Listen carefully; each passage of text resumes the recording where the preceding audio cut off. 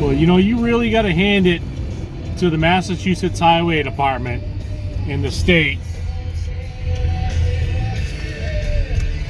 Let's relabel all of the exit signs with new numbers, and on top of that, let's manufacture a whole bunch of new signs that display the old number that you just removed. Wow, that's fantastic. That's great economics right there. Well, got our power supply in, and in the process found a bad bulb right here, so replaced the bulb. You can see right there, it's a little fogged out. She was all done. So put a new one in, replaced it with one of these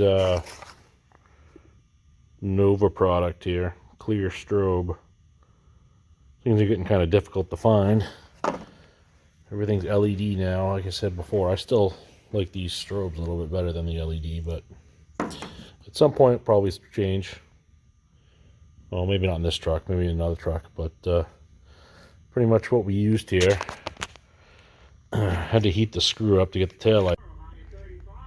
Got the old one here all opened up. You can take a look in here. We got some water damage. It's kind of not quite sure where that came from. Need to figure that out. These are mounted inside the truck behind this seat. I don't know if maybe the back window is leaking or what.